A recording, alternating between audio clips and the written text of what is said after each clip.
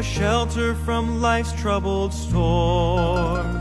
It's a light to my pathway and a lamp to my feet when the world gets so dark you can't see. And I've not made a change in one word that it says, but it sure made a change in me. This blessed old book that I hold in my hand, it's true from beginning to end. It's a solid foundation where I firmly stand. Sin kept me from it, now it keeps me from sin. When I think what it cost just to hold in my hand, it reminds me that I owe a great debt to all of the martyrs who'd go to the stake and quote it with their dying breath. Now its critics are many and believers are few, but one thing I found to be true: if you find when you read it that there's something wrong, there's something wrong with you. This blessed old book that I hold in my hand, it's true from beginning to end. It's a solid foundation where I firmly stand. Sin kept me from it, now it keeps me from sin. This blessed old book that I hold in my hand, it's true from beginning to end. It's a solid foundation where I firmly stand. Sin kept me from it, now it keeps me from sin. This blessed old book that I hold in my hand.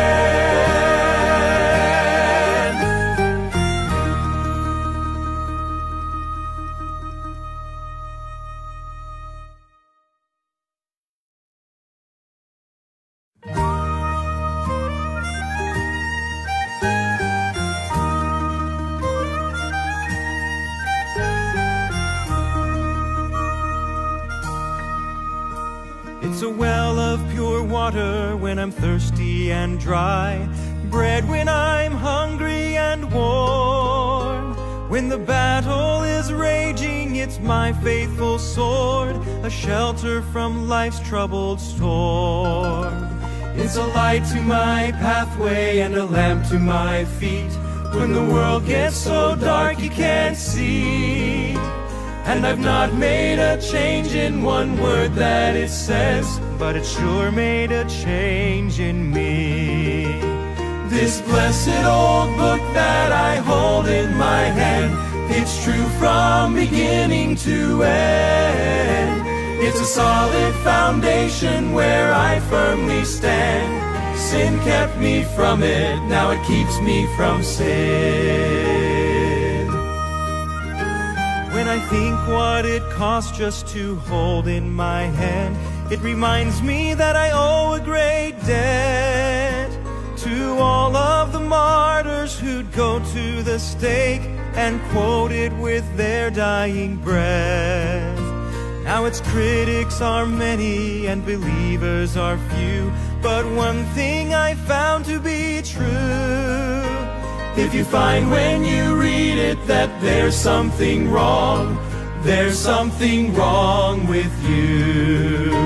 This blessed old book that I hold in my hand, it's true from beginning to end. It's a solid foundation where I firmly stand. Sin kept me from it, now it keeps me from sin. This blessed old book that I hold in my hand, it's true from beginning to end. It's a solid foundation where I firmly stand. Sin kept me from it, now it keeps me from sin. This blessed old book that I hold in my hand.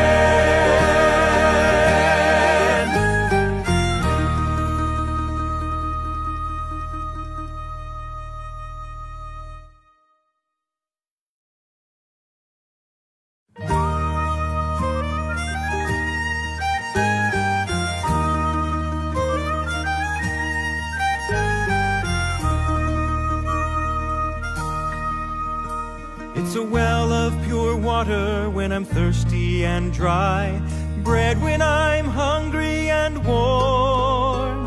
When the battle is raging, it's my faithful sword, a shelter from life's troubled storm. It's a light to my pathway and a lamp to my feet when the world gets so dark you can't see. And I've not made a change in one word that it says, but it sure made a change in me.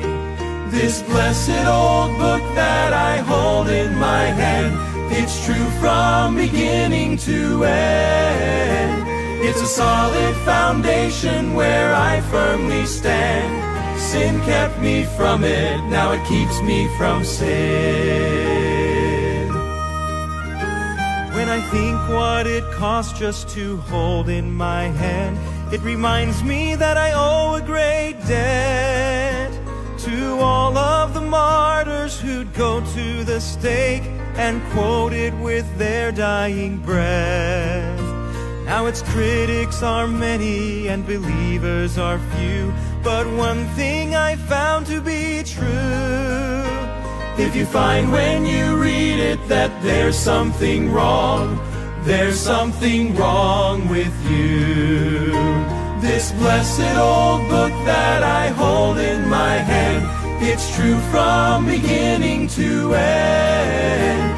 It's a solid foundation where I firmly stand.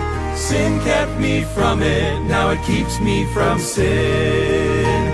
This blessed old book that I hold in my hand, it's true from beginning to end. It's a solid foundation where I firmly stand. Sin kept me from it, now it keeps me from sin. This blessed old book that I hold in my hand.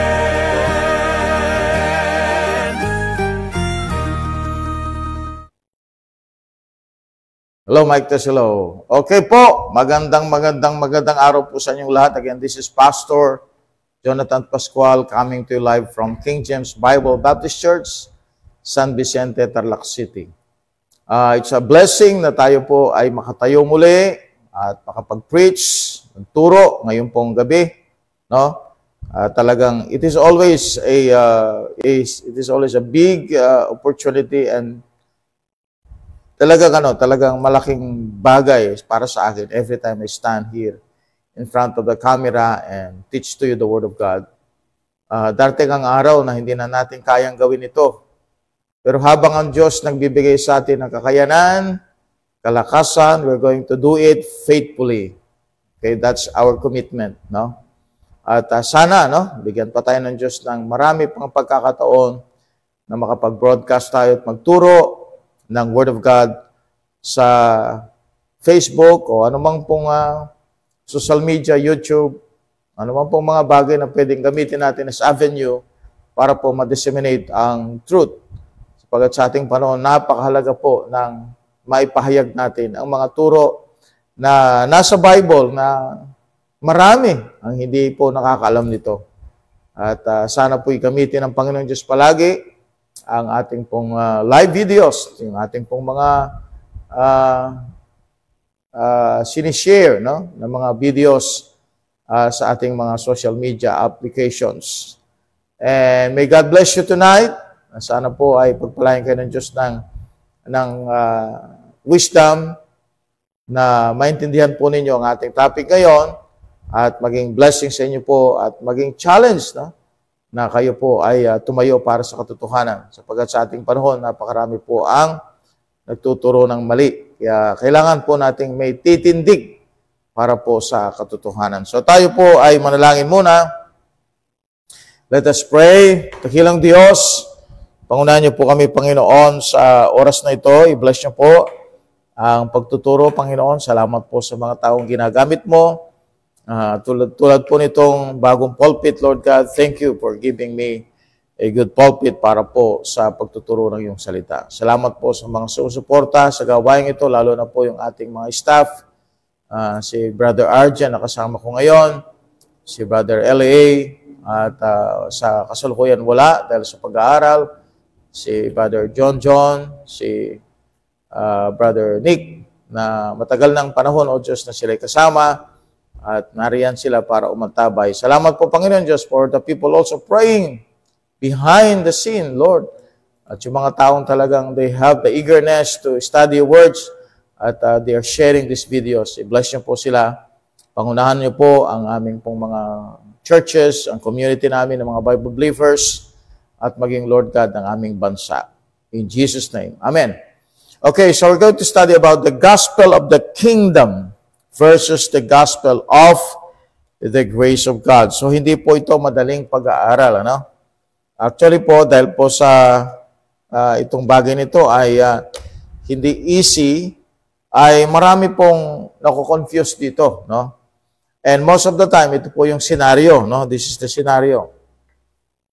So, ang scenario, itong nangyayari. So, ang gospel ay isa lang, no? Only one gospel. Alright? All throughout the Bible. All throughout the Bible. Yan ang nagiging scenario. Because they don't have the proper study, wala silang right division. Ano? Ito yung missing eh. Yan ang missing sa karamihan sa mga nag-aaral ng Biblia. Missing yan sa kanilang pag-aaral. Rightly dividing the word of truth.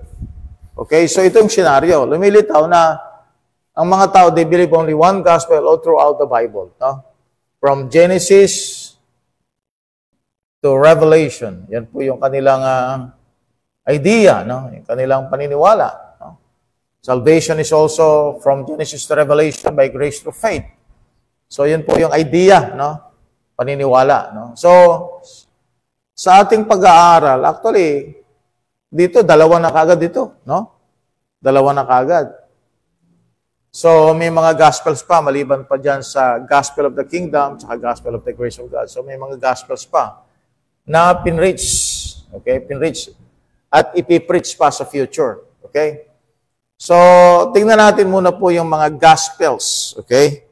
Na nasa Bible, no? Gospels.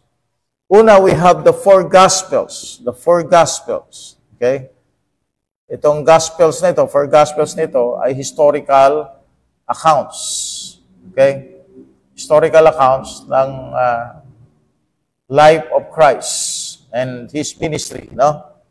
The four Gospels. This is John. So, ano bang ibig sabihin ng Gospel muna? Ang gospel means what? Okay? Good news. Good news. Good tidings. Yan. Alright? Kapag meron kang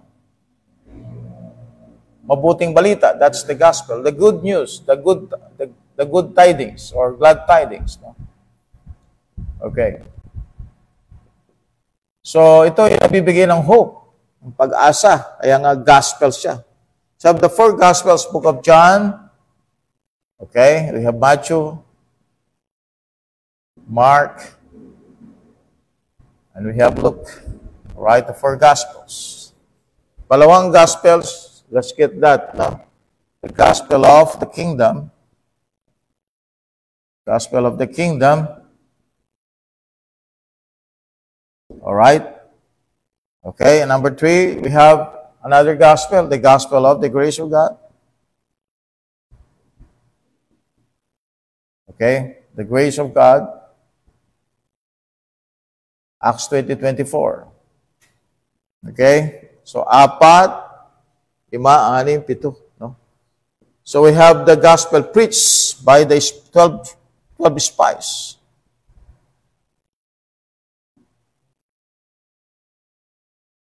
All right, 12 spies. Yeah. Right, that is in the book of Hebrews 4 and also in the book of Numbers. Okay? So, another one, we have the gospel, the everlasting gospel.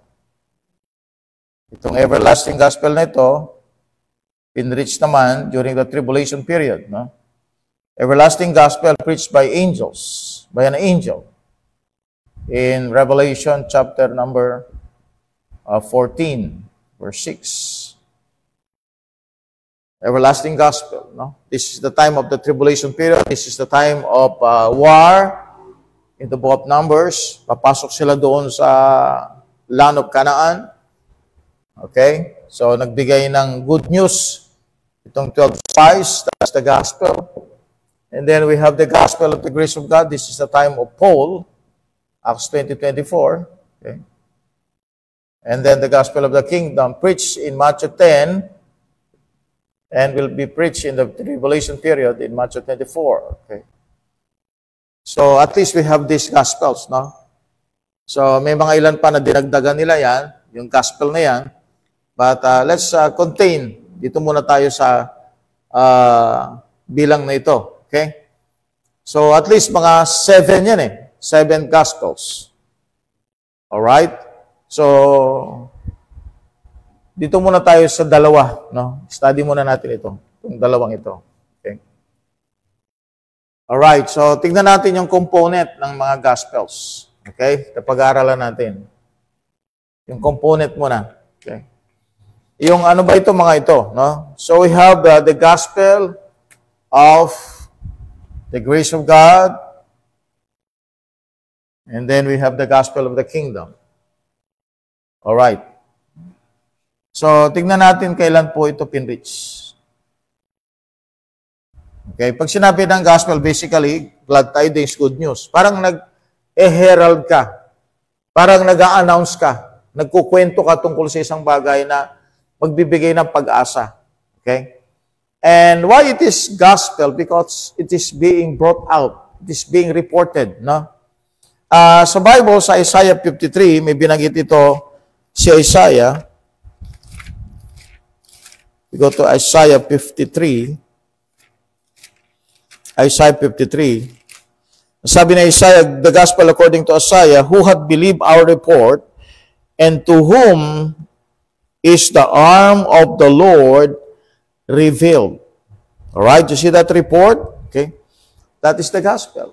Amen? So may gospel na tinuturo si Isaiah dito, and it is about the crucifixion of the Lord Jesus Christ. It's a gospel. It's a good news. Okay? So basically, pag sinabi natin gospel, it's a gospel of, it's a good news. Amen? It's a hope. Right? Na kailangan marinig ng tao. So Acts 20:24, also in 1 Corinthians chapter 15, verse 1 to 3. No? Ito yung ating main. No? Itong dalawa. So pagkat marami na ko-confuse dito. Why? Because it is, you can see this in the books of the New Testament. Alright? So book of the New Testament, in the books of the New Testament, you will see these two gospels. The gospel of the kingdom, okay? The gospel of the kingdom and the gospel of the grace of God. Okay, the gospel of the grace of God. Okay. Now, so ang gospel of grace of God was preached after Christ was crucified, no? It was preached. Okay? Now, in 1 Corinthians 15, verses 1 to 3, no? So, pinreach yung gospel of the grace of God. Gospel of the grace of God. Bakit po siya pinreach after the death of Christ? Because the content of the gospel of the grace of God is about His death, burial, and resurrection. Okay? So, tatlo lang po ang gospel of grace of God. Death, burial, and resurrection. Hindi death, burning, tapos burial, burning, resurrection. Hindi po. Tatlo lang. Death, burial, and resurrection. Wala pong burning, no? Ang iba, dinadagdagan nila ng burning eh. Okay? So, tatlo lang yan. Death, burial, and resurrection. Yan po yung content ng gospel. Good news po yan. Bakit po? It is about God's grace. For what? For sinners. For the Jew and for the Gentile. Because ang conclusion ng Diyos sa Romans 1, 2, and 3, na yung Gentile at saka Jew ay nagkasala. All have sinned and come short of the glory of God. So, ano yung content ng gospel na ito? It's about the grace of God through Jesus Christ na maliligtas ang tao by faith alone. Okay, now, dito naman, yung content naman ng Gospel of the Kingdom. Itong Gospel of the Kingdom was preached by the apostles. Okay? Alright, so tanda natin basically, ang nag-reveal nito, walang iba kundi si Paul. So, but eventually, alright, pinreach din ito ng mga apostles. Preached by the apostles. Not only Paul. Right? Not only Paul preached the gospel of the grace of God. So may mga hyper-dispensationalists, they said ang gospel of the grace of God was only preached by Paul. Okay? No, it was preached by Peter. It was preached by other apostles. John knew it. No? Si John, alam niya ito. Okay? So, it was preached by the apostles. Kaya nga, ang apostles po, sila yung foundation ng church. Okay? But initially, ang mga apostol, okay, including Judas Iscariot, they preached the gospel of the kingdom. Alright, you can see that in Matthew chapter 10. Alright, Matthew chapter 10. And then it will be preached again in Matthew 24 by the Jewish evangelists. Alright, by the Jewish evangelists. Pero ang unang nag-preach yan ay ang mga apostol. Okay, the apostles. And it will be preached again by the Jewish evangelists in Matthew 24 after the rapture. Okay? So, makikita mo ang gospel of the kingdom, okay?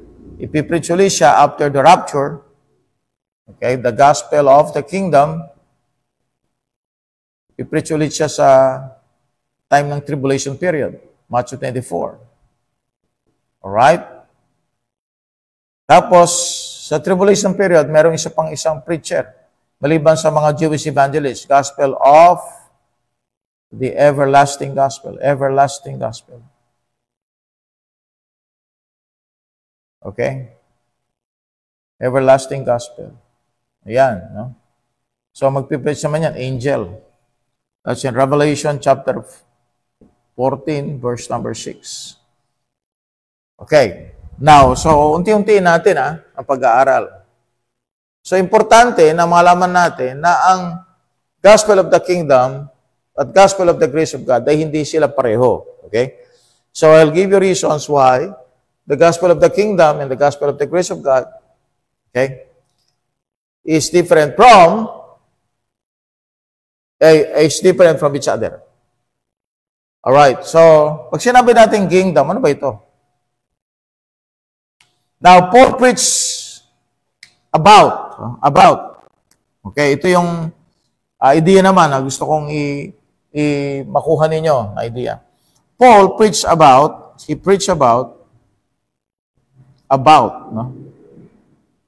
the kingdom. Alright? Kingdom of God. Okay. Now, so iba naman po yan, sinabi natin, nag-preach siya about the kingdom of God. Ibig sabihin, pinapaliwanag niya yung mensahe ng kaharian ng Diyos. Okay? Pero yung preaching ng kingdom, okay, dito ay patungkol sa millennial, alright? Actually, it is about the messianic, okay, redemptive, Palestinian, alright? Messianic, redemptive, Palestinian. Ano pa? Literal kingdom. Okay? Of Christ. Yan. Yan yung ibig sabihin ng kingdom, no? Redemptive, particularly sa Israel. So this is a Jewish, okay? A Jewish message. So it is for the Jew. Alright? Because ang ibig sabihin ng gospel of the kingdom is about the restoration. The restoration of Israel. Anong i-restore sa Israel? Okay? Ang i-restore sa Israel is the earthly earthly kingdom. Earthly. Dito sa lupa. Earthly kingdom. Alright, so mamaya, bibigyan natin ng mga verses. Okay? So dito, kaya tinawag siyang Gospel of the Grace of God. This talks about the death. Okay, Paul preached death, burial, and resurrection of Christ. So what is the purpose of this event? No? Because itong event nito nagsasabi na ang salvation natin ay done na, tapos na.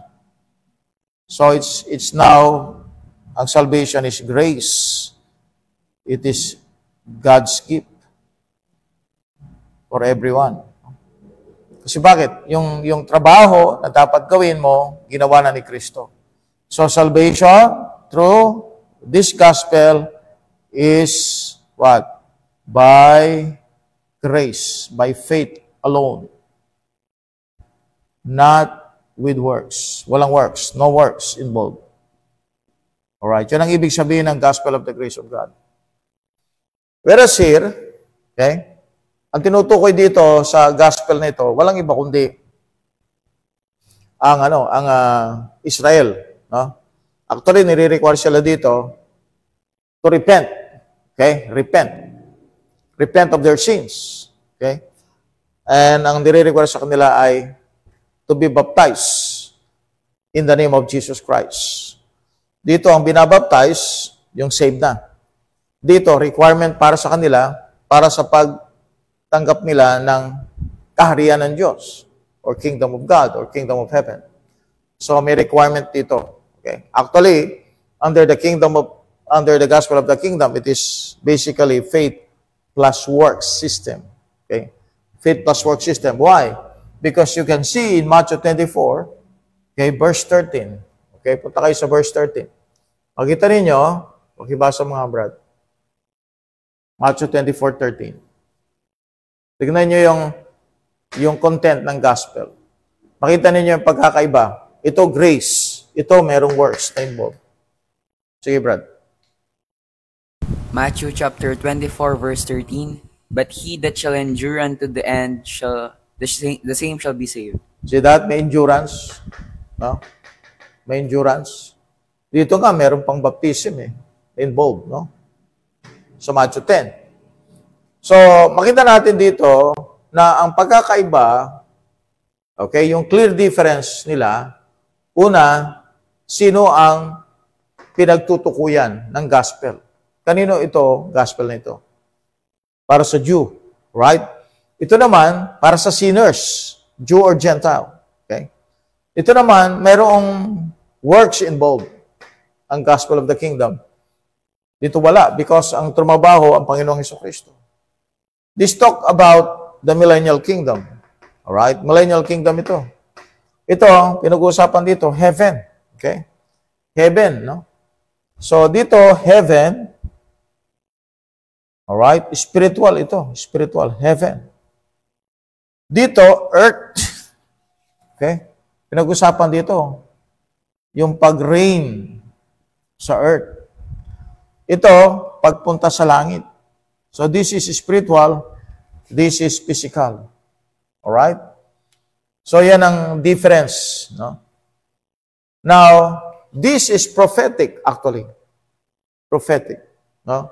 Prophetic ito So, bakit prophetic? Sapagkat po maraming mga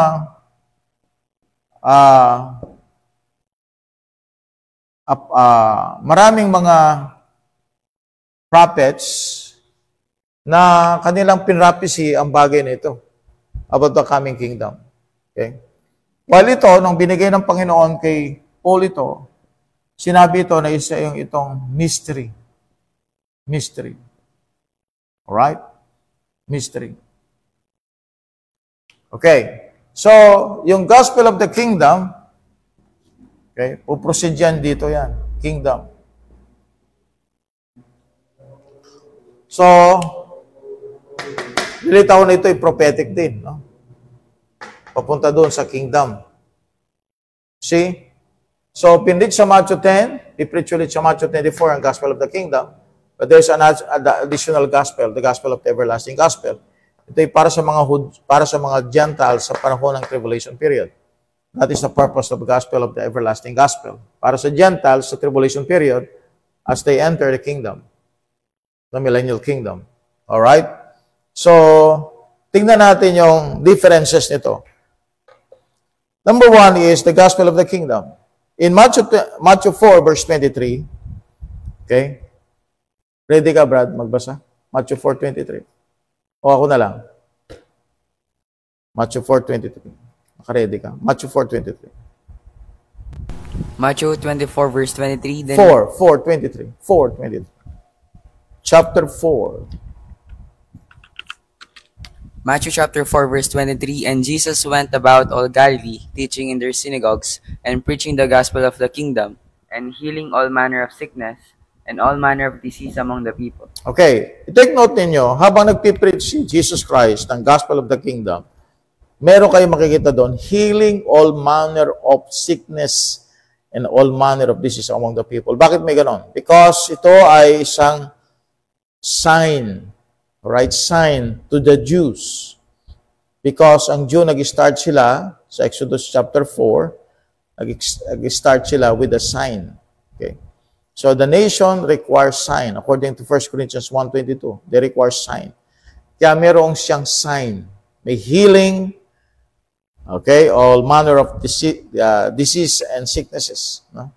Let's continue reading. Matthew 10, verse 5 to 7. Matthew 10, verse 5 to 7. Pasanin ninyo, ha? Ang gospel of the kingdom is Jewish. Jewish siya, no? Alright, Matthew 10, verse 5 to 7. Kaya nga yung pinitch si John the Baptist, the gospel of the kingdom is for the Jew. Sige, Brad. Matthew chapter 10 verse 5 to 7. These 12 Jesus sent forth and commanded them, saying, Go not into the way of the Gentiles, and into any city of the Samaritans enter ye not. Verse 6, but go rather to the lost sheep of the house of Israel. Verse 7, and as ye go, preach, saying, the kingdom of heaven is at hand. Yeah. All right. So we have another example, no? The kingdom of heaven is at hand. So yung word at hand, ibig sabihin po, yung prophecy sa Old Testament, okay? Nung pinipreach po yung gospel of the kingdom, at hand. Eh, bakit at hand? Because meron ng mga preaching previously, pinipreach ng mga prophets. At hand, ibig sabihin, ito na. Bibigyan na sa inyo, at hand na. Okay? Now, ang nag-preach diyan, mga 12 apostles. Pag sinabing 12 apostles, that includes Judas Iscariot. Okay? Acts 1:6. Pakibasa lang.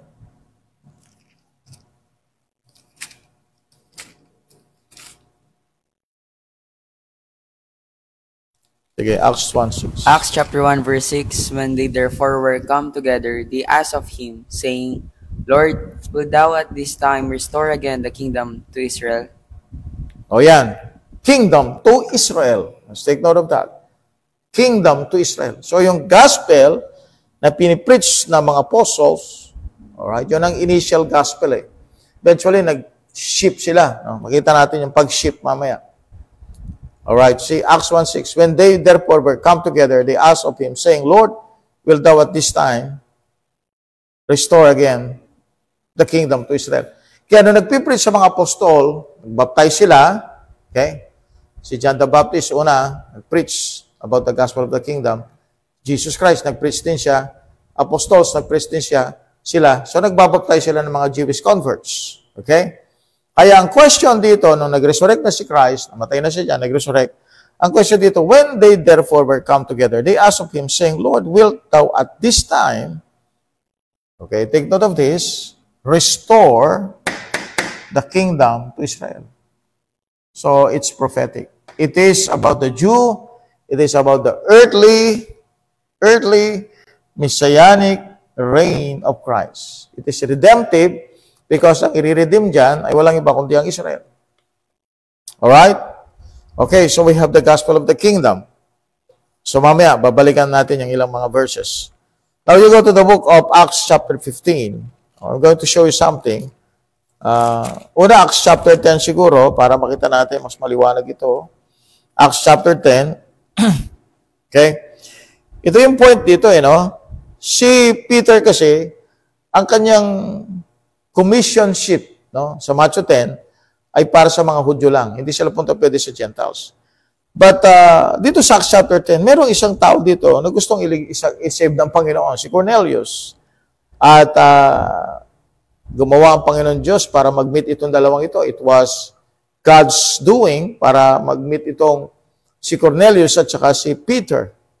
But Peter is hesitant. Hesitant siya, no? Sa verse number 12 of Acts chapter 10, wherein there all manner of four-footed beasts of the earth, and wild beasts, and creeping things, and fowls of the air, there came a voice to him, Rise, Peter, kill and eat. But Peter said, No, not so, Lord, for I have never eaten anything that is common or unclean. And the voice spake unto him again the second time, What God hath cleansed, that call not thou common. And this was done thrice, and the vessel was received up again into heaven. Mahilig si Peter sa 3 beses. This was done thrice, and the vessel was received up again into heaven. Alright? So, itong meaning pala nito, no? Now, while Peter doubted in himself what this vision which he had seen should mean, behold, the men which were sent from Cornelius had made inquiry of Simon's house and stood before the gate. And eventually, winitnessan niya, okay, ni Peter, at and-explain sa kanya yung death, yung burial, resurrection ni Christ. Okay? So, hindi pa tinatawag itong gospel of the grace of God, pero yung content ng gospel, ito na ipinreach niya. Sa Gentile, not to Jew. So, verse 43, to him give all the prophets witness that through his name, whosoever believeth in him shall receive remission of sins. You see that? Okay? Now, pagdating sa Acts chapter 15, another contention nangyari. No? Pagkat nagkakagulo sila, sapagkat may mga converts na dala itong si Paul at saka si Barnabas, galing sa kanilang mission journey, at ito ngayon, no? Ang issue ay, is-circumcise ba sila? According sa law ni Moses. So eventually, nagkaroon ng conclusion. Acts chapter 15, verse 11. Actually, ito sabi ng Bible sa verse number 8. And God which knoweth the hearts bear them witness, giving them the Holy Ghost, even as He did unto us. So yung mga apostol, Acts chapter 2, nakareceive sila ng Holy Ghost. Okay? Nag-start na yung body of Christ. Okay? Bagaman hindi pa nare-reveal dito, sa point na ito, si Paul ang magre-reveal about the body of Christ. But meron ng mga member ang body of Christ in Acts chapter 2. Verse number 9. And put no difference between us, those are the Jews, and them. Kaya nga makita ninyo, sa time ng gospel of the grace of God, hindi na po Hudyo, Hentil, kung hindi ang pinag-uusapan, makasalanan. Sinners. And put no difference between us and them, purifying their hearts by faith. Now therefore, why tempt ye God to put a yoke upon the neck of the disciples, which neither our fathers nor we were able to bear? But we believe that through the grace of the Lord Jesus Christ, look at that one, grace. The grace of the Lord Jesus Christ, we, that's Jew and Gentile, we shall be saved even as they. So lahat, no, yung they at saka yung we, Jew, yung they, Gentile. So lahat mga maliligtas sa pamagitan ng Panginoong Jesucristo. Kaya mapapansin ninyo, nag-shift, right? Yung mga apostol in Matthew 10, preaching the gospel of the kingdom, nag-shift sila from here to here. So mga apostol, eventually, they initially started preaching the gospel of the kingdom, but they ended preaching the gospel of the grace of God because Jesus Christ was rejected. No? Kasi ito para sa Hudyo to para sa kingdom. Pinipirit nila si Kristo. And they have rejected Christ. So ang nangyari, nagkaroon ng shift. Nagkaroon ng mystery. Ibig sabihin ng mystery, now we're going to reveal it to you. Na mayroong grace ng Diyos, may programa ang Panginoon. There's another program. At ang program niya ngayon, hindi lang sa Hinti, sa mga Jew. Ang program niya ngayon, para sa lahat, the Jew and the Gentile. Alright? Now, so let's move to the gospel of the grace of God. Acts 20:24. Ito yung verse. Okay? Kaya binanggit yung word na gospel of the grace of God. Sige, Brad. Ito yung complete name, no? Acts chapter 20, verse 24, but none of these things move me, neither count I my life dear to myself, so that I might finish my course with joy. And and the ministry which I have received of the Lord Jesus, to testify the gospel of the grace of God. All right. So yung main speaker, main, when I say main, ibig sabihin yung talagang siyang head ng pagsasalita patungkol sa gospel of the grace of God, si Pablo. Okay? Tinawagan niya yan sa Romans 2:16 na my gospel, no? He leads the group. So sino yung makasama niya? The apostles. All right? Bakit? Bakit ko nasabing kasama ang mga apostol dyan? You go to Galatians chapter number 1, no? Pero merong isang apostol dyan na hindi siya nakasama eh. No? Because in Acts chapter 15, doon na-reveal eh. No? Yung ano yung pag-uusapan nila, ano yung talaga yung pangangaral sa mga Hentil at sa mga Hudyo. In Acts chapter 12, okay, sisingit ko muna ito bago tayo punta sa Galatians 1. Acts chapter 12, may namatay doon. At yun ay si James. Acts chapter 12. Si James ang writer ng Book of James. Alright? Pag dinignan mo yung Book of James, you are looking at earlier year. Bago pa dumating si Paul at gumawa ng mga sulat niya, mga epistles. James already wrote the Book of James. He is not the brother of the Lord Jesus Christ. He actually, James here is James, the brother of John. Okay? Patay na siya. No? Bago pa dumating yung Acts 15. Kaya Yeah, Acts chapter 12. Tama. So bago pa dumating yung Acts chapter 15, namatay na si James. Acts chapter 12 verse 2. So wala na siya. No? So yung mga apostol, nagsimula kasi sila nag-preach ng gospel of the kingdom. Pero si James, maaga nang umuwi sa langit. No? So si James, hindi na siya nag-preach na katulad ng mga apostol after Acts chapter 15. Okay? Kaya nung sinulat niya ang Book of James, sinulat niya ito para sa mga Hudyo. Kaya makita niyo yung Book of James, meron siyang fervor, no? Jewish fervor, tapos ang kanyang teaching sa salvation is faith plus works. Okay? Now, in Galatians chapter 1, babasahin natin dito kung bakit naniniwala ako na ang mga apostol, they learn about the grace of God. They have learned about the grace of God and eventually preach it. No? Galatians chapter 1, Galatians 1 verse 17, neither went I up to Jerusalem to them which were apostles before me, but I went into Arabia. That's where he received the revelation from Jesus Christ and returned again unto Damascus. Then after 3 years, look at this one, after 3 years, this is after the persecution, pinapersecute ni Paul sa Acts chapter 9 yung mga church, no?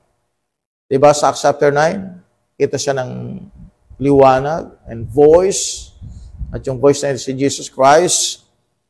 So what happened to him, diba? Bulag siya temporarily, then nagpabaptize, and after that, he preached after that, no? Pero may revelation siyang na-receive sa Panginoon. Saan? Sa Mount Sinai. Sa Arabia. And return again unto Damascus. After 3 years, after 3 years. Parang Bible school, 3 years. Then after 3 years, I went up to Jerusalem. So he went to Arabia and returned again unto Damascus. Then after 3 years, okay, let's check what is this 3 years. Okay, anyway, move tayo doon sa, ito yung point dito eh. Then after 3 years, I went up to Jerusalem to see, take note of this, to see Peter, and abode with him 15 days. 15 days. Anong pag-uusapan nila doon? Ito yung na-reveal sa kanya ng Panginoon. Sabi ng Bible dito, no? May ni-reveal ang Panginoon sa kanya. Okay.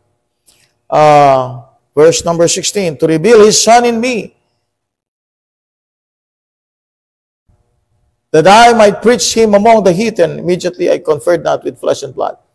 So, pinaalam sa kanya, pinaalam ni Paul kay Peter ang mga revelation. Okay. Now, you go to verse 19. But Other of the apostles saw I none, save James, the Lord's brother. Now the things which I write unto you, behold, before God, I lie not. So hindi na-contain kay Paul ang gospel of the grace of God. Pinaalam din niya kay Peter.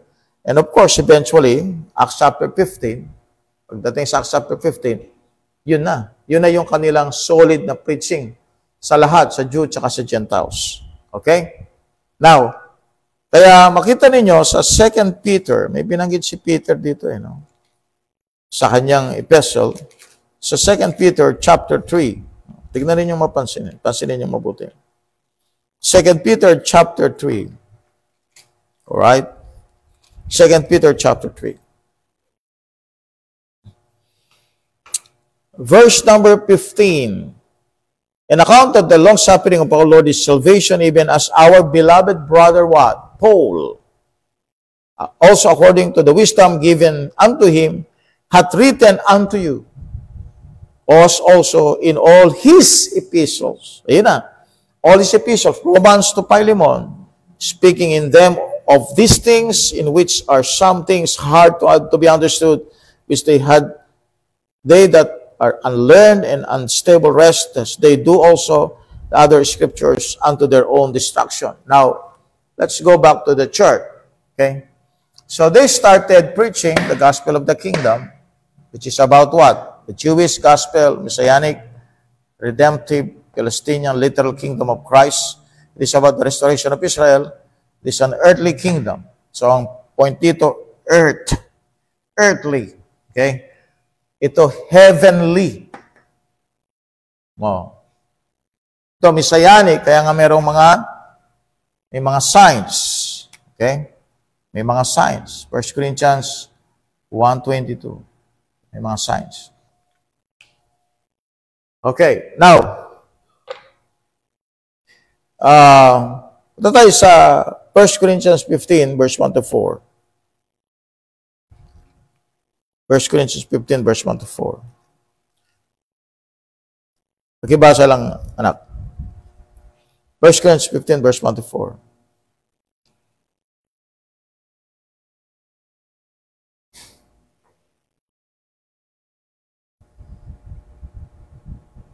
First Corinthians chapter 15, verse 1 to 4. Moreover, brethren, I declare unto you the gospel which I preach unto you, which also ye have received, and wherein ye stand. Verse 2, by which also ye are saved, if you keep in memory what I preach unto you, unless ye have believed in vain. Verse 3, for I delivered unto you first of all that which I also received, how that Christ died for our sins according to the Scriptures. Verse 4, and that he was buried, and that he rose again the third day according to the Scriptures. Alright, thank you. So yung content ng gospel, okay, or gospel of the grace of God is the death, burial, and resurrection of Christ. Now, kung titignan ninyo mga kapatid, ito ay declaration ni Paul. Some of the hyper-dispensationalists, they said that ito yung gospel ni Paul. Alright? Yung gospel ni Peter, iba. No? So that's changing the message of God. That's not God's message. No? Yung gospel ni Peter, initially, no, nang wala pa si Paul, of course, gospel of the kingdom. Pero ang pinag-uusapan kasi natin dito ngayon, yung panahon na, okay, na kung saan si Paul ay nagpipreach na. Si Peter, nag-shift siya from the gospel of the kingdom into the gospel of the grace of God. Very clear yan sa Bible, Acts chapter 15, no? Now, let's go to Ephesians chapter 3. I'm going to show you something, no? Kasi yung mga iba, na mga nagtuturo, yung si John daw, hindi daw, yung Book of John, di ba, may Book of John sa Bible. Wala daw gospel of the grace of God doon. Tapos yung Peter, Book of Peter, ano yan? Tribulational. So, alang gospel doon. Okay? Let's see later. Okay? Ephesians chapter 3. Verse 3, how that by revelation He made known unto me the mystery. Ito na yung sinasabi sa Galatians chapter 1 kanina. Yung pag-reveal ni Jesus Christ. As I wrote afore you in few words, whereby when you read, you may understand my knowledge in the mystery of Christ, which is in other ages in other ages, ito na yan, in other ages, in the Old Testament, in the time of the preaching of the gospel of the kingdom, in other ages, okay, ito na yan, was not made known unto the sons of men. Wala nakakaalam. Mystery. No? Itong program ng Diyos, itong dispensation na ito, ay mystery sa marami. No? As it is now, look at this one, the word now, revealed. So, sino ngayon ang nag-reveal? Si Paul. Sa mystery. Unto his what?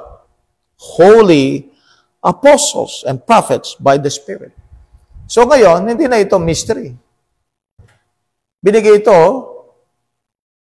kay Paul. Mystery ito. Walang nakakalam. So ngayon, na-reveal na kay Paul. At ni-reveal na rin ni Paul, okay, sa mga apostol. So yung mystery ngayon, hindi na siya mystery. Revealed truths. Kaya na-reveal na siya. Okay. Alright, now.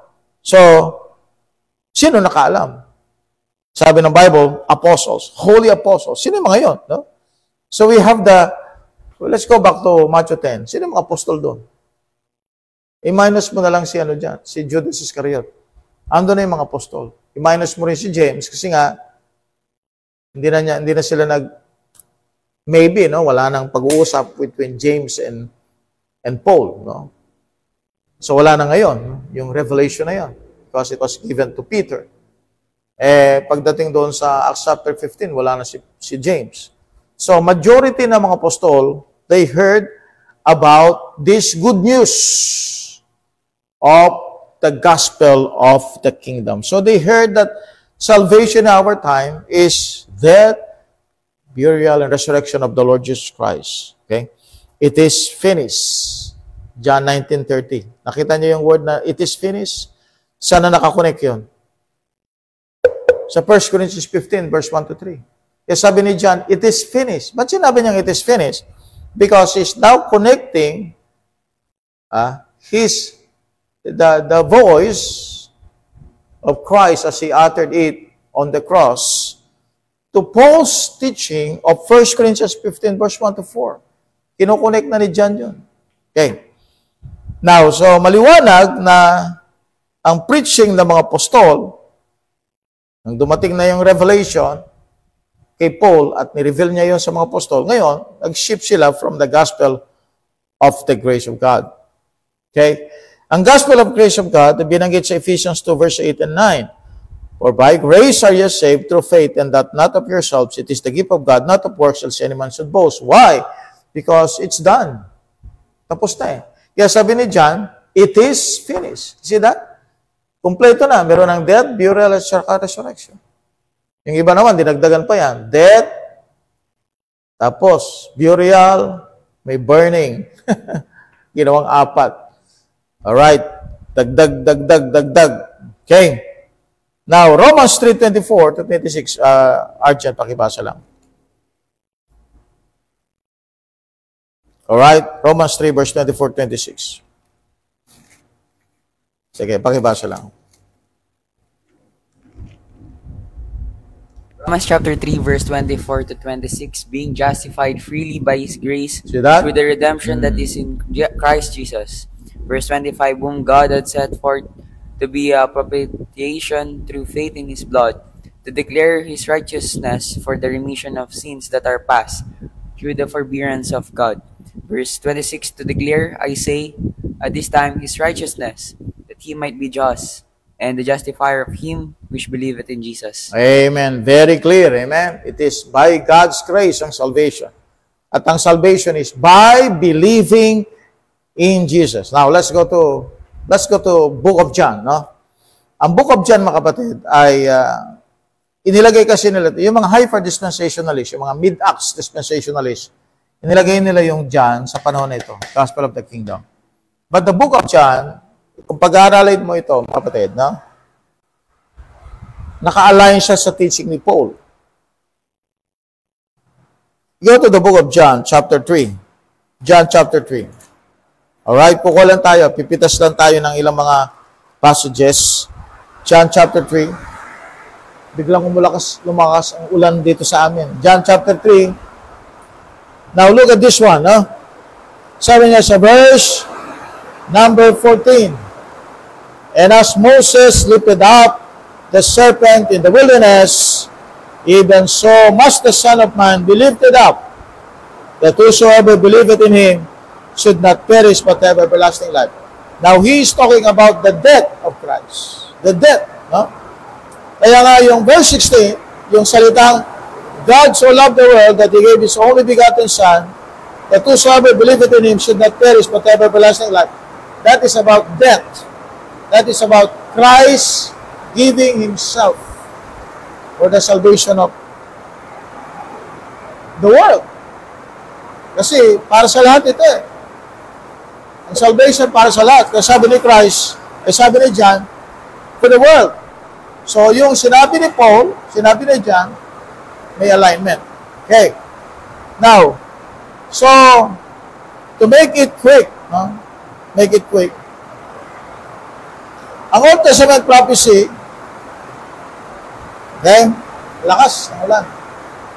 Old Testament prophecy, you go to Isaiah 9, verse 6 to 7. Okay, about the kingdom. Alright? So, it's about the kingdom. Sinabi natin kingdom, anong ibig sabihin nito? Isaiah 9, verse 6 to 7. Alright? We have also Daniel, chapter 2, verse 44. We have also Zechariah 14, verse 9. Okay?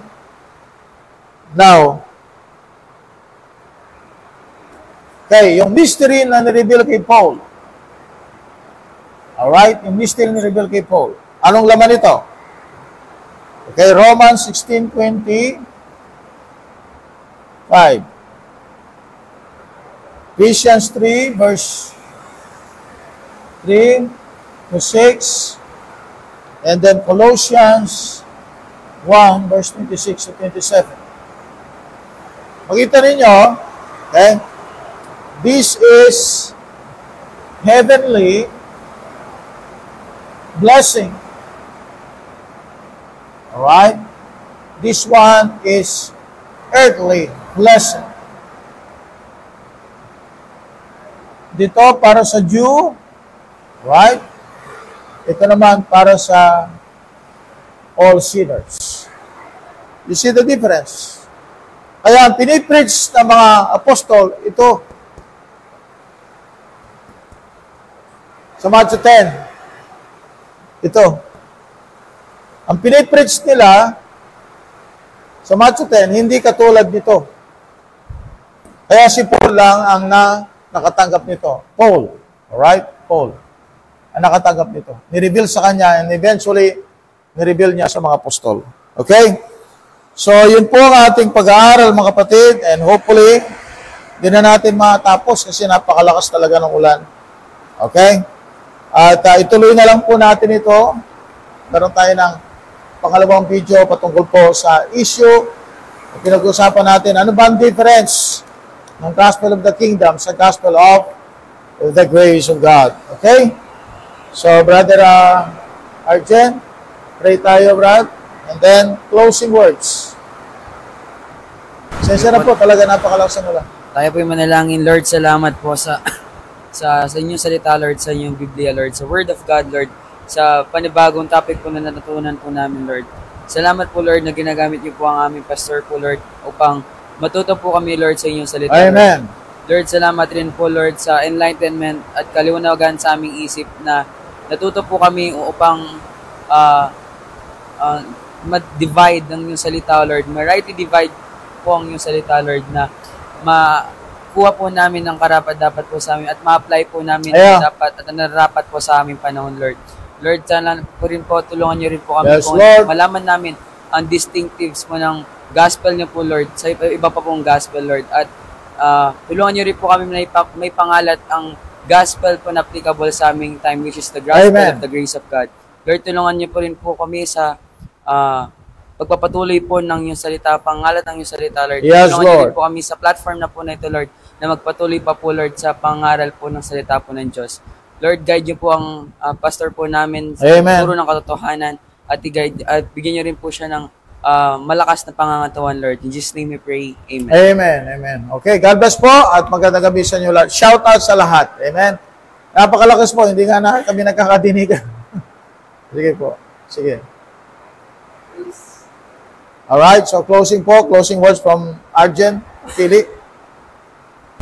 Please like, share, and subscribe po sa YouTube channel po namin. And pa-follow na rin po ang Facebook page po namin. And also, share po kapag meron pong mga bagong videos po na lalabas po sa Real KJB Believers. Again, good morning, good afternoon, and good evening. Real KJB Believers now. Signing off. Signing off. God bless po sa inyo. Shout out po sa lahat. Thank you for watching. Thank you for continuous support sa prayer at pag-share ng ating mga videos. Sana po may mga araw at oras pa tayo magsama-sama, matagal na panahon para po marami pa tayong matutunan. Salamat po and God bless you all.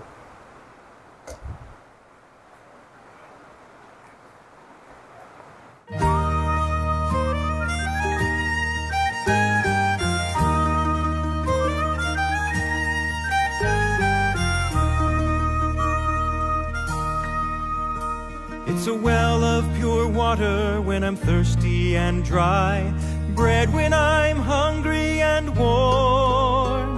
When the battle is raging, it's my faithful sword, a shelter from life's troubled storm. It's a light to my pathway and a lamp to my feet when the world gets so dark you can't see. And I've not made a change in one word that it says, but it sure made a change in me. This blessed old book that I hold in my hand, it's true from beginning to end. It's a solid foundation where I firmly stand. Sin kept me from it, now it keeps me from sin.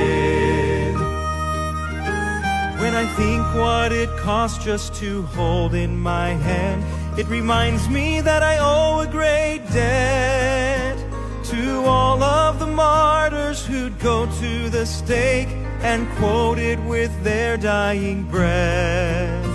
Now its critics are many and believers are few, but one thing I found to be true: if you find when you read it that there's something wrong, there's something wrong with you. This blessed old book that I hold in my hand, it's true from beginning to end.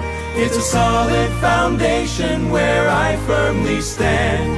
Sin kept me from it, now it keeps me from sin. This blessed old book that I hold in my hand, it's true from beginning to end.